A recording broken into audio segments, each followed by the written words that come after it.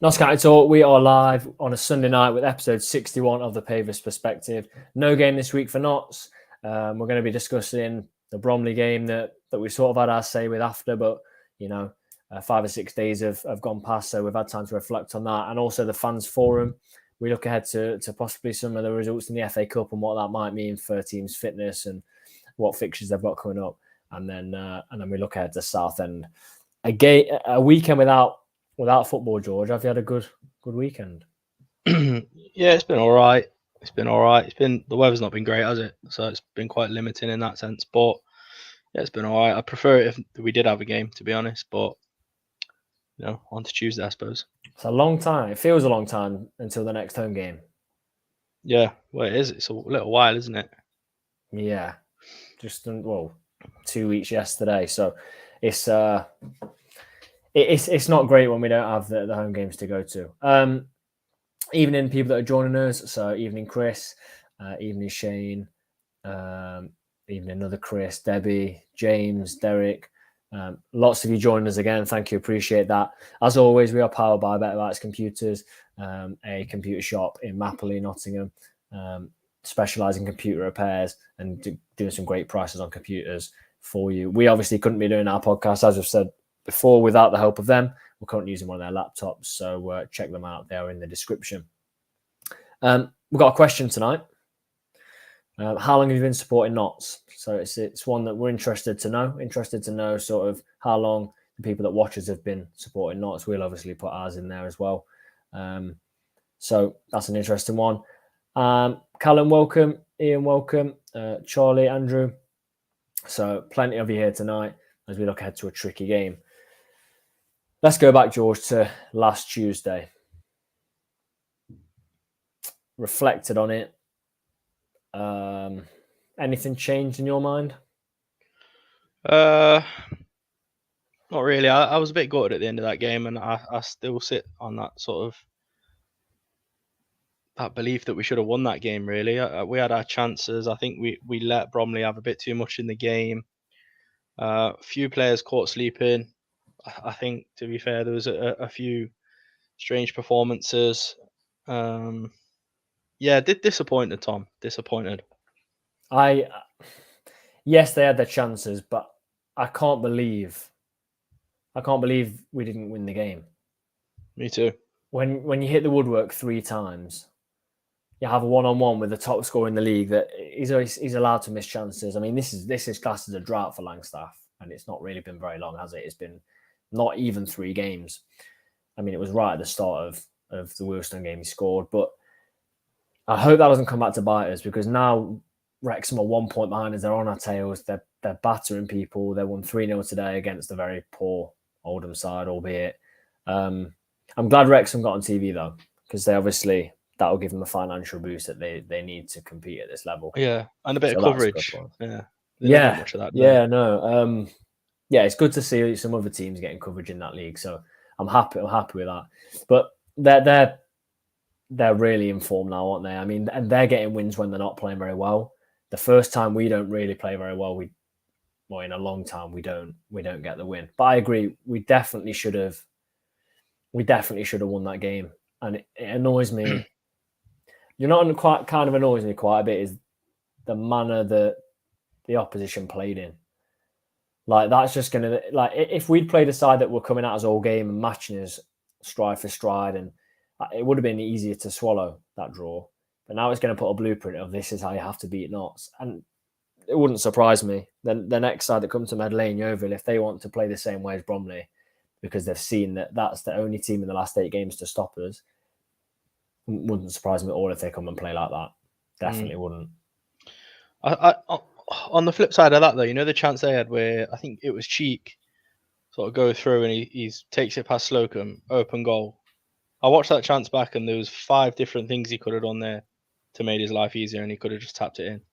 That's confidence, though, isn't it? He literally could have just tapped it in as soon as he got past Slocum, because he had an all right angle and it's just on the edge of the box.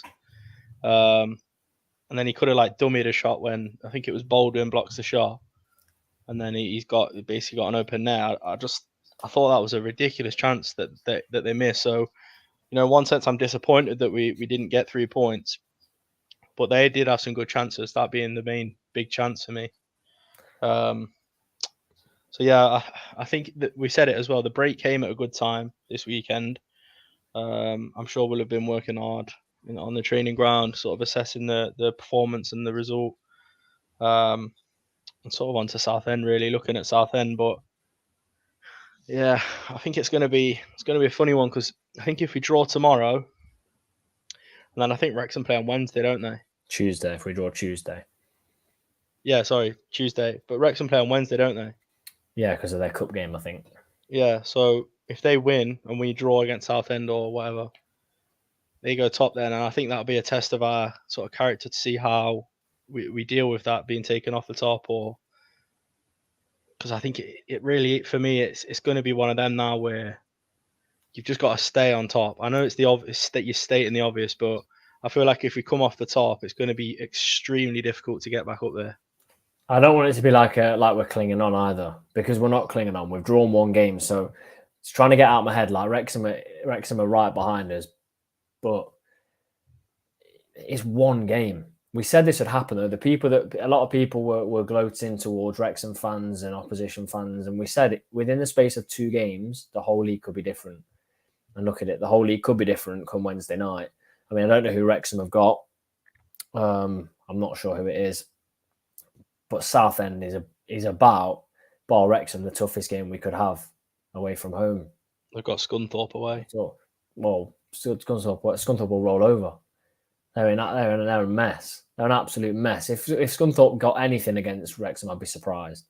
Yeah. So, and the only teams that are doing any damage to Wrexham are the only other contenders are us and Chesterfield. No one else can even get close to them. So, it's going to be interesting to see how we deal with that.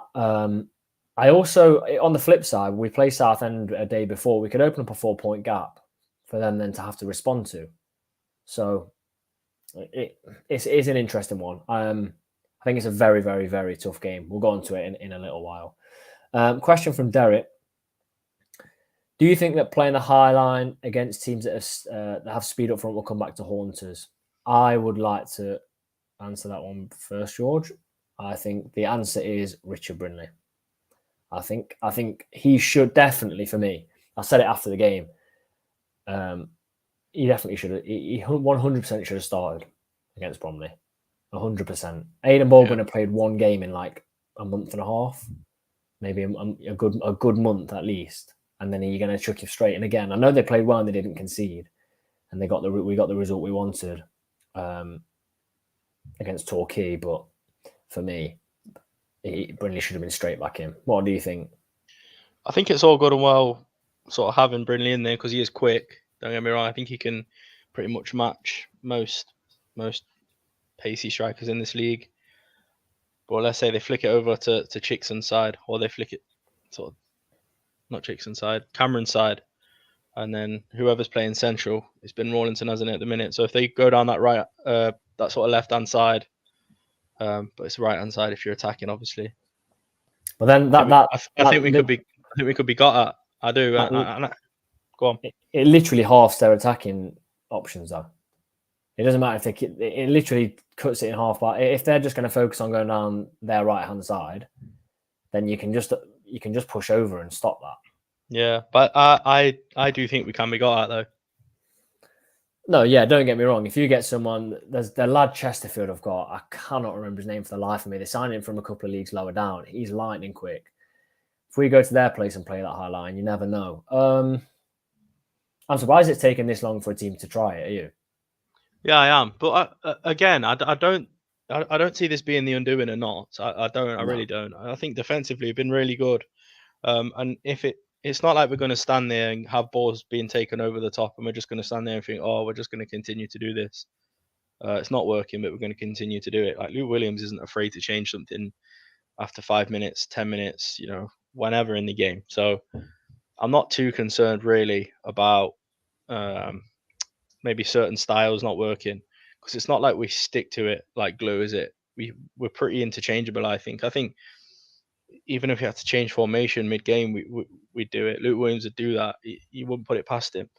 So I think it's easy to sort of maybe get a bit anxious about it. And I think we probably can be got out with pace a little bit, but we're a good defensive side. We've conceded. I'm not sure where we are in the table with how many we have conceded, but it's near the top, obviously. Yeah. It's at the top of the league. So I think we've just got to home in a bit more on the positives. I know we have to sort of crush these things as soon as we see them nice and early, because that's what teams at the top do. But yeah, I don't think we can get too hung up on it, because it's only been one game. If we start seeing it for the next 3 or 4 games, maybe even 2 or 3, you can start getting concerned, don't you? It's not like we don't have pace, though. No, we don't. Like we do have a lot of pace. Mm. So then you start to think, well, we had Aaron the man that side that Aidan Baldwin was. So should that have balanced it out? I don't know. I think it's a good question, Derek, and only time really will tell. Williams did say that he did tweak something during the game, but it was the most obvious game plan I've seen. It was just that they got the ball, they put it over the top. They had a go. They got the ball, they put it over the top. Just one after the other. And for a couple of minutes, it was really uncomfortable. So, yeah. You spoke about not having a good defence. Conceded 15 in 17. Only one side have a better defence, and that's Southend. They've conceded 11 goals, which is giving me Boreham Wood flashbacks from previous years. Yeah. Reminds me of York. Reminds me of York near the start of the season. Yeah. And we went there and they had a great defensive record, and look what happened. I like playing teams like that when they have this kind of record. And we've always said this: they haven't conceded in 4 games. What's the chances of them going 5 without conceding? It's quite. If you'd say 5 games without conceding, that's massive. Yeah, it's big. We'll go on to Southend shortly. Anything else from that you take away? I mean, the Bromley keeper was superb. He was really good. Yeah, he did. He kept him in it. Did Williams get the subs right for you? Mainly, I'm talking here mainly about Castro. I don't know. It's difficult, isn't it? Because he comes on as a sub against Torquay and does really well. Gets a goal. Sort of from nothing as well, because it's quite far out that the Castro goal was, wasn't it, against Torquay? And look, it's all right. It's all right saying he got the subs wrong. For me, I don't know. I think it's hard to say he got the subs wrong, because he can only put the players on the pitch. The players have to go out there and do something, don't they? You could put Langstaff on in the 70th minute, and it could be a bad sub. Do you know what I mean? Yeah. So I'd like to have seen Austin. I would, because he's got so much energy between the lines. Castro brought a bit of physicality, and he was big, and he won a few headers. Because, I mean, the long balls over to Langstaff, he never even jumped for them. I think they're a ploy for us to win the second ball, personally. Yeah, they are. Yeah. I don't think he even is going to attempt to win those. It's just occupy centre back, win the second ball. We saw it against Torquay. He would. Mark Ellis dominated him, but we kept picking that second ball up and penned them in. So it's a difficult one. I think, look, their keeper makes a fantastic save from Castro. From a header, goes in, we say great sub. But in hindsight, Austin, for me, had to be on that pitch from the 60th minute. Yeah, I bet it's one of them as well. I bet Austin's really chomping at the bit to get some good game time as well. Because when he's come on, he has been good. And even when he gets that start against Colville, I know we lost, but he scores the goals. And he played the best in that game. I suppose it's the best of a bad bunch, but he has been good when he's been called upon, I think. And there's a lot of talk. I don't know what you think this. There's a lot of talk that Notts were tired towards the end of that game. Whether you think that's the case or not, if you have a tired side, what better player to bring on than Austin? He will run. Yeah. He will run non-stop. Every minute he's on that pitch, he'll give 100%. Do you think we were tired at the end of that game, or do you think it was sort of the way the game panned out? Because if we're tired, then that opens up another. I know this was spoke about the fans forum. We'll go to the fans forum in a minute. But if we were tired, that opens up another question, doesn't it? So first of all, do you think we were? I thought we did look a bit tired. Yeah, there was definitely some tired legs out there. Yeah, 100%. I agree. I think we looked, because the way we want to play, I assume it takes an awful until we're in cruise control and the games have been 3 or 4 up. It must be mentally draining as well to be on the ball that much and be focused on winning the ball every second, getting it back. What, we're 17 games into the season, and now looking back yesterday, I'm glad we didn't get through in that FA Cup because the players needed a rest, and the squad's not big enough to rest the majority of the players. Yeah. 17 games in and we're saying we look tired. Not sure. Not sure how I feel about that. And when Luke Williams was asked in the fans forum, there was sort of an answer about that we could manage that through controlling games. But like, we didn't control the Bromley game. We did in a way, but also we weren't in the lead, so we couldn't just slow it down like we did against Maidstone and Torquay. Can we go the whole season like this? All it's going to take is a bad January, 3 games postponed, and then we're Saturday, Tuesday for near on 2 months. Then I'll be worried. Chris says we definitely look leggy. A nucleus of 12 players playing 4 games in 12 days took its toll. And yeah, it was 4 games in 12 days. And it's a lot. And there were, yeah, there was a lot of games, but I don't know. I wouldn't think we'd look as tired as we did at this stage of the season as we did on Tuesday. Are you that worried, really? Or not at the moment, no, because it's not like we're looking like that every week, is it? And there is games where we've managed it quite well. You know, there's some games where you're seeing Langstaff get bought off when the game's sort of finished. It's done, isn't it? When we've got a good amount of goals, and it's so difficult. It's so difficult to call it, isn't it? But at this moment in time, I'm not concerned. But like you said, it can literally quickly change with a few frozen pitches, a few delays, and things like that. So it really is just the case of only time will tell, won't it? Mm. We've got to say as well, we're still top of the league, and we're still unbeaten. Yeah, and we're talking like this. We're top of the league. Yeah. Do you know what's rubbed off though? Luke Williams' high standards are rubbing off on the fans. Because he won't be happy. He won't say we're still unbeaten. In his head, he'll be thinking, no matter what he says to the media, he'll be thinking we should have won. I think his mentality is he wanted to come in this season. Obviously, every manager wants this. He genuinely wants to come in and like win 46 games. I think that's his mentality of every week. No matter, go to Wrexham, go to Chesterfield after we played, I don't know, 3 games in 8 days, he'd still want to win with the same intensity. So I don't know. I feel like there's a high standard for myself this season. I don't know about you, because we've put the bar down, haven't we? Yeah. It's true. I think the standards have definitely gone up for sure. It's a good point. And I think, like you say, it's probably been pushed down the line from Luke Williams, hasn't it? Because he has high standards. He expects a lot from the players, physically, mentally. And do you know what? I think for the first time, really, we've been down here. There's that belief, isn't there? Do you know what I mean? There's that belief where, you know, you go into Meadow Lane, you're not gonna win unless you're Colville. But yeah, you come to Meadow Lane, it's not going to be an easy game, put it that way. We're going to put it on you. We're going to dominate possession, and you're really going to have to be good with your chances and take them, because if you don't, we're going to beat you. That pretty much seems to be the mind frame of when we're at home, and it's not too dissimilar to when we're away, I think. We've had some really good away performances this season. So it's almost as if there's been a little bit of a switch of mentality, and we talk about mentality a lot. I've noticed the last few weeks, and I think that is the key attribute to this season.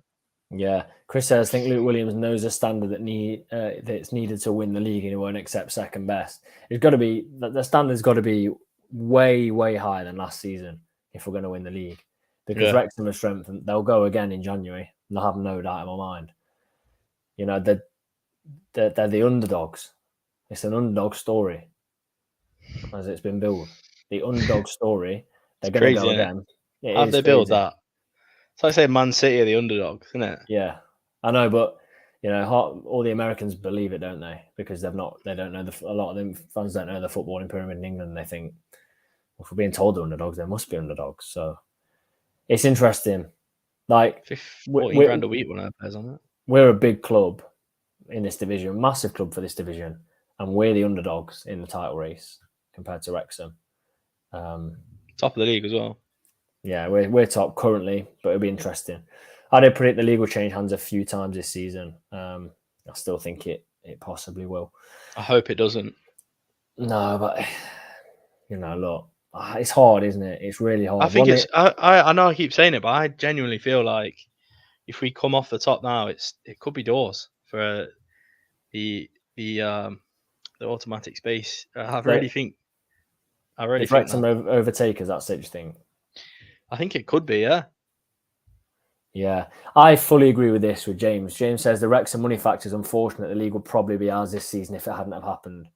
Could you imagine us pulling away, no side chasing us, a manager that definitely wouldn't let us get complacent being top of the league? I think would be walking it, if I'm honest. I think Chesterfield would give us a decent run, but I think we'd walk the league.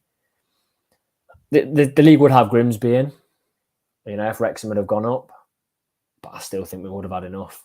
Definitely would have had enough. But we're 17 games in another 17 games time, when we're like, coming on for just over 10 games after the end of the season, let's see where we are. And I'll be amazed if the league doesn't change hand a few times, George. But I'm glad we're playing before Wrexham, and Wrexham aren't playing before us. So we've got the opportunity to, because then the pressure would be on. If they went above us anyway, it would be there, and the pressure would be for us. But yeah, it's still massively positive. It's just we're, on a Pavis perspective, reacting to the first time in 7 games where we haven't won. So we've got to be looking for the minor negatives or areas to build on. And interesting it is. Fans forum then, George, Thursday night. We didn't do our Pavis perspective, A, because there was no game on Saturday, and B, because it was the exact same time as the fans forum. I thought it was really good. Yeah, it was. Good. Really, really good. Really impressed. The owners came across fantastically again. Williams, should we talk about them first? Let's talk about the owners first. Williams was brilliant. Every question that like everyone answered. But yeah, I think Nick does a lot with putting it together, and the whole media team. I thought the whole thing was really well orchestrated. So credit there. What did you think of the answers and questions posed to the Reeves brothers then? I think it makes me feel more confident of who's in charge. Yeah, it does. Yeah, some difficult questions there as well, wasn't there? Where they couldn't. They had to be really careful with how they answered it, but they really were. It's just such a breath of fresh air, isn't it? And I know they've been our owners for a few years now, but you don't hear from them very often, do you? Which is good. No. Which is good. Yeah, and I thought they really were good. They give a really good account of themselves every time they're in the media. They seem to have plenty of time to talk to fans, even at games and stuff like that. They talk to fans and after the intervals and stuff like that. So I think it doesn't do anything for me other than give me more confidence going forward. Sort of the main aim this season is getting promotion, sort of things like that. We know that's the aim. And they're talking about strengthening the squad, good. And it's a good time to strengthen the squad while we're top of the league, things like that. So it'll be interesting. It leaves you sort of positive, doesn't it? There wasn't anything in that fans forum that made me think, pick up on anything where you felt that was a little bit not what you wanted to hear, and there's questions about making a long-term solution for the training facilities, and they sort of said it's obviously on the agenda, but not where we are at the minute, and that's completely understandable from where I'm standing, because we're in the National League, we don't have the funding like you would in the EFL, so that's understandable. It's all right if they went out and did it, but that could jeopardize a lot of finance for other things like players and staff and things like that. So yeah, I personally, I'm happy. I'm really happy. They also, I kind of got a gauge from them, almost in what they did, what they didn't say. Almost the last few years, recruitment wise, have been really hard, as in COVID, Brexit affecting things. So I think, and there was some talk about how recruitment's getting better and better. The recruitment's been insane since they've come in.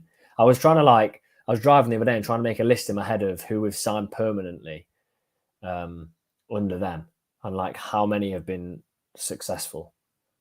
You look at this season, I'd say every single one's successful. And the only question mark is Annabelle Rowling, and I still think he's been really good from what we've seen. Look in the past, Kyle Roberts, Kyle Wootton. No matter what you say about Kyle Wootton, I know we didn't get the money back on him. Still a good player, very good signing for what we did. You know, close to leading us as well back to the Football League. Just there's been so many good signings. So I think they're it's all positive with them. We then go to Luke Williams, and there were a few comments saying like, "My God, he can talk." That's what I was there for. Like I was there to listen to him talk. Like I want him to keep elaborating on what he was talking about. I thought it was fascinating what he was talking about. Yeah, it was. Yeah, you're right. We went last year to the Ian Birchnell one, and no discredit to Ian Birchnell, because we met Ian Birchnell, and you know, from when we met him in person, he was sound, wasn't he? Really nice guy. And what he said last year, I was like, yeah, this is good. This is Luke Williams blew him out of the water.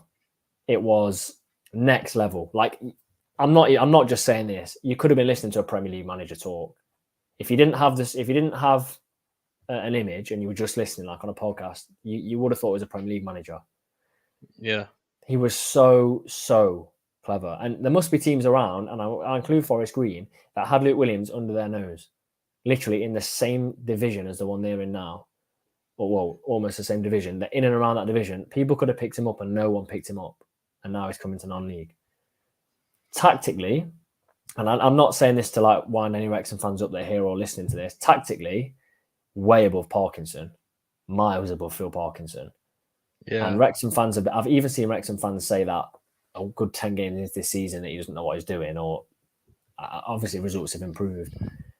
But I think how we've got him is mad. There was one part, the question that stuck out to me was he was asked where he sees himself in 5 years, and his answer was, if I've done a good job at Notts County.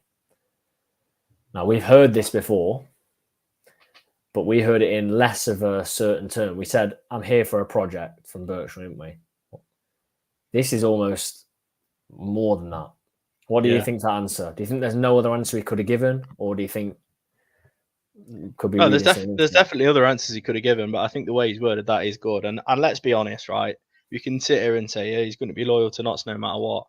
If the right offer comes to the table, realistically, you got to be real with yourself, haven't you? You probably would move on, but it's great to hear that.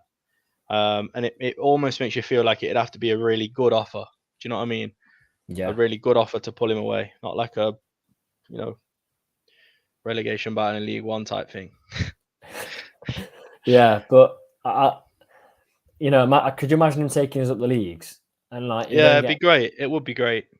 He sounds like he's like not even putting this on. He sounds like he's absolutely like in love with the club. Do you know what I mean? Yeah, and he talks a lot about the foundations that are in place, and he could go to a different club and it would be different. And I think that is huge for Notts. It really is. There's not a massive clubs that are sort of run the way Notts have run. I don't think there's probably a handful as you go up to the Premier League. Do you know what I mean? That are really run well. Really rely on different aspects for bringing players in. Even the goalkeeper coach doing set pieces and stuff like that, because he was a big part in that set piece against Wrexham. And just behind the scenes, it just seems like such a tidy organization, doesn't it? And he talked about that, didn't he? Like in previous jobs where, for the owners, it's been a lot about the ego and signing players for their ego and things like that. And we've seen it, haven't we? And it wasn't that long ago that we saw that. Signing players who've got, sort of well-known names, well-known brothers or family members and stuff like that. But it's completely different. None of that is even brought into mind, and it's so true, because all that was ego.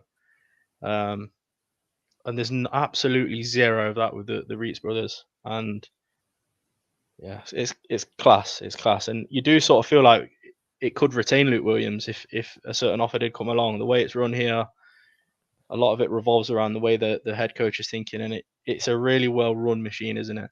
Yeah, Chris says the Swindon experience scarred Luke Williams. He would only go if there was a good setup or one better than ours. Yeah, Swindon, he wasn't backed. It was poor behind the scenes. So in some way, him experiencing that is to Notts' benefit massively, because I just think football, there's a lot of football clubs now that even like, we know a lot of football clubs that are in the media that aren't very well run. Like, you see all these things. There's probably so many more behind the scenes that aren't being very well run. And people like Luke Williams, people in football will know that.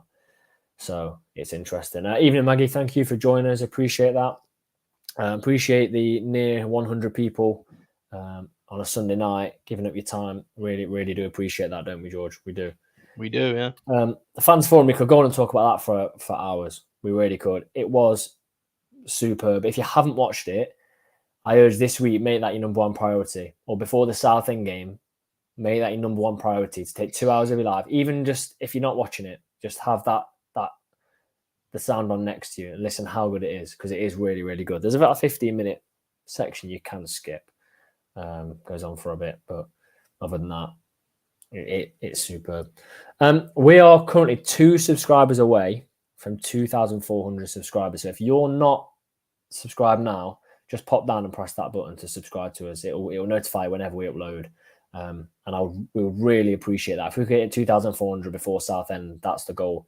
We're also doing a watch along for the Southend game. So if you're watching on BT Sport, you could possibly have us on at the same time, giving our thoughts. If you're listening, you could have us on. If you've not got BT Sport and not listening to the game, we'd love you to join us. We'll be interacting with the chat for the whole game, hopefully talking about a victory. So that will start from about 7:30, 15 minutes before kickoff. Let's go to that game then, George. Southend away. For me, probably, I wouldn't say the hardest game of the season, but the hardest away game of the season, without a doubt. 100%. Yeah, it's definitely up there, isn't it? For sure. So especially with their defensive record. Their previous results: 3-0 win against Scunthorpe at home. I'd expect Notts to pull that result off as well. 3-0 win away at Maidstone. I'd expect Notts to do that as well. 2-0 win at York. We've gone and done it there.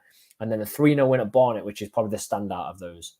So they're in really, really good form. The top 2 teams there's 3 teams in the division with 13 out of their last 15 available points. It's Notts, Southend, and Wrexham. So if you're looking at the best teams in the division, it's those 3 at the minute right there. Some Southend fans I've seen after their game basically saying they feel like something special is happening in terms of getting a playoff spot and possibly going for that 2nd or 3rd place. I think it's going to be really hard. Really, really hard. Do you think we'll score, first of all? Yes. Yeah. We always do, don't we? Don't clip that if we don't. No, and you shouldn't really have said that. Unbelievably, the bookies have us odds on 4-5. That's daft. I think that's silly price. Odds on to win away at Southend. I'll give, if you're looking at it, I'll give us evens. Maybe 11. Top of the league, aren't we? Yeah, but Southend are in great form. Really, really good form. I think it's going to be tough. If we can do Wrexham, I think we can do Southend. Do you? Yeah. You think we can? I'm looking at last 2 games against Southend. 4-1 win at home last season. It was 4-1 win at home. They took the lead. We scored with Roberts, Wootton got 2, and Kyle Cameron. And then went to their place and won 3-0 at their place. I remember that one. Rodriguez got his hat-trick, if you remember. His first and only hat-trick for us. Yes. Is that right? So it'll be difficult. I mean, they're a really good side. They obviously don't concede, but they don't really score at all. If I look at the sides in the playoffs at the minute and their goals, you've got Notts on in and around the playoffs. You've got Notts on 45 goals, 47 for Wrexham, 33 for Chesterfield, 33 for Solihull, 30 for Woking. They've only got 23. So you'd hope we could keep them out as well. I've sort of given away what I think the score's going to be. It's going to be a low scoring one. Boreham would have then got 22, but a lot of the teams outside of the playoffs have scored way more than Southend. So I think it's going to be a bit of a cagey game. Harder than Bromley, do you think? Yeah, definitely. A lot harder.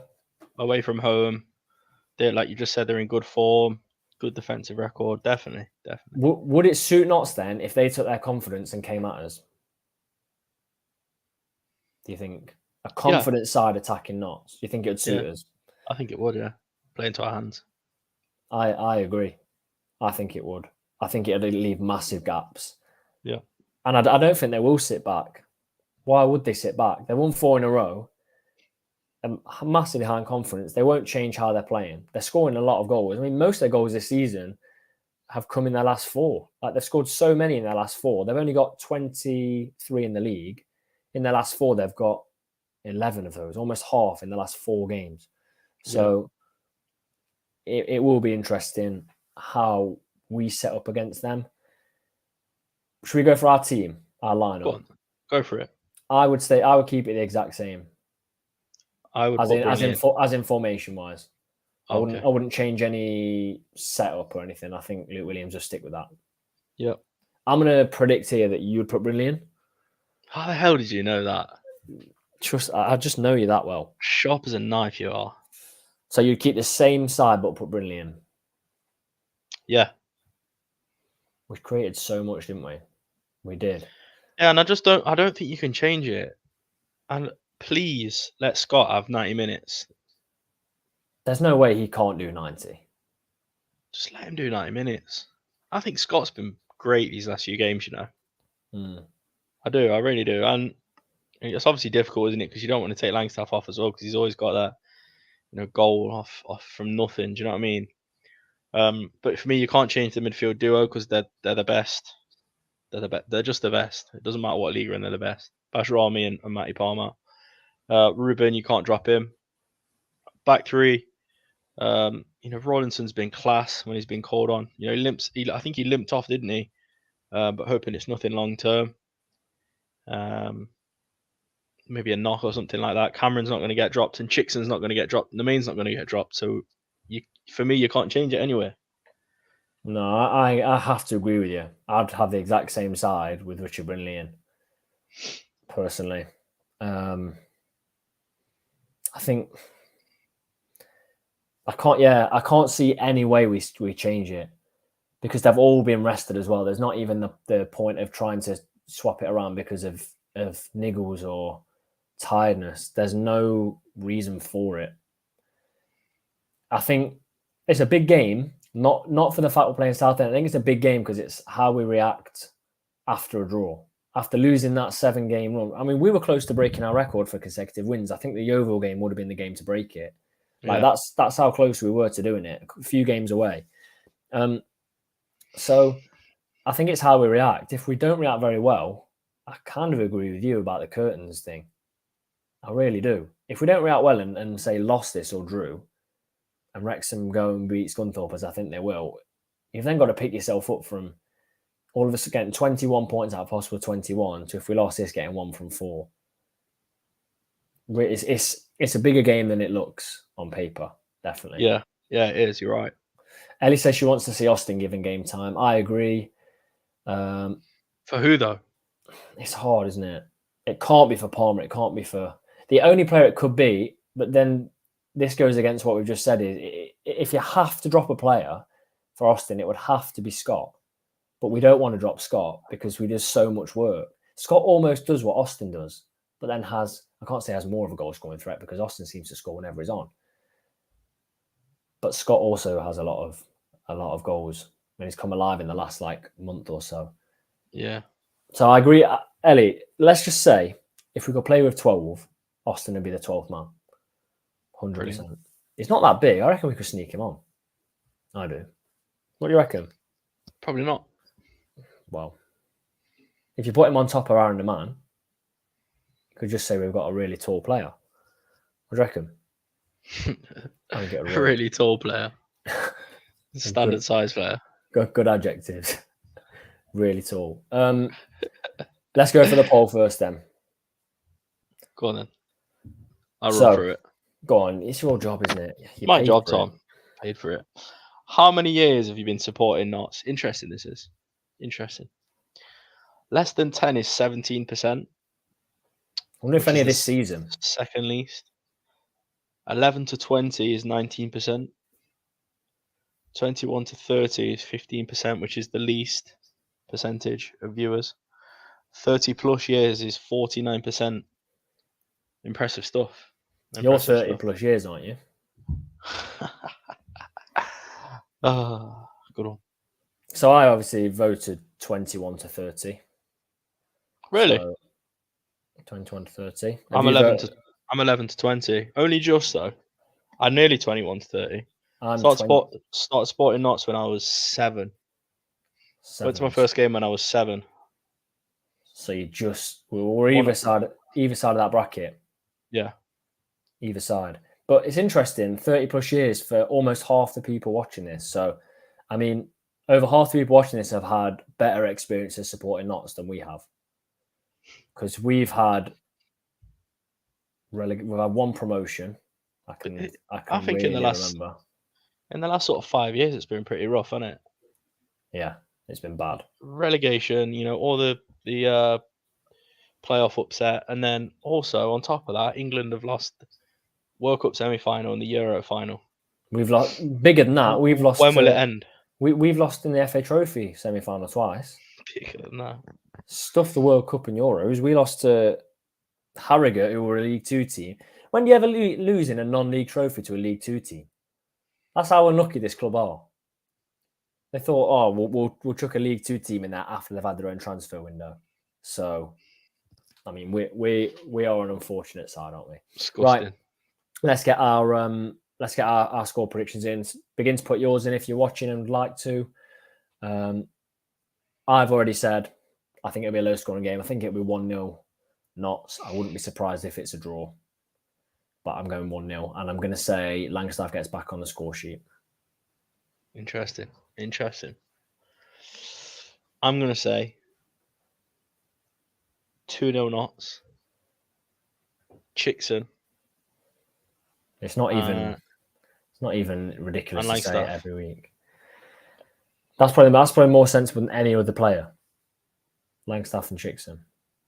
How's Chickson scoring? Scorpion kick. On the back post. On the back post. How's Langstaff scoring? Scorpion kick. Front post. On the back post. On the back post. My goodness. 2 identical goals. No, I think Chickson's will be a back post tap in. Langstaff's he'll go through 1-on-1, bang, top bins. Do you reckon Chickson gets at least? Do you reckon he's had a chance every game in the past 10 games or so? I think so. Yeah, he's missed a couple of sitters as well, hasn't he? Yeah. None that have been costly, I don't think. No, I don't think so. Right, let's see what you guys are thinking. Chris says Knots 3-1, Macca ×2 and Chickson. Shane, I'd love this. I'd love to agree with you. He says it's going to be same as last season, 3-0. Andrew says 2-1 Knots, Ruben and Chickson. You never know. Ruben getting that hat-trick there last year might be in a good frame of mind to go and score. 2-1 Knots here from Robert, Chickson and Langstaff. We've got a 1-1 Langstaff, a 1-1 Langstaff again, and a 1-1 Ruben. So people are all of a sudden thinking there could possibly be a draw. Do you know what? If we drew, as much as we could go off the top spot, it would not be the end of the world if we drew there. I would rather us not lose. Really would rather us not lose. And there we go. Callum says 4-1 Chickson hat-trick. And Toby Adebayo rolling. Fantastic player. I really like him. Charlie, Knots 4-0, Macca ×2, Ruben 1 and Scott 1. That's what I'll leave those there. It's going to be a tough one. Massive. It will be a very difficult game. If we come out of that with a victory, I think that's a fantastic result. One of the best results of the season. A draw, my eyes, wouldn't be the end of the world, but we do want to be keeping on top spot, like George said. Very quickly, the league can turn. All of a sudden, they could have a gap on us. Wrexham could, so it'd be difficult. If you have enjoyed this video, please don't forget to like, comment, and subscribe. And also, don't forget, we will have a watch-along for the Southend game on Tuesday night from around 7:30. Thank you all for watching.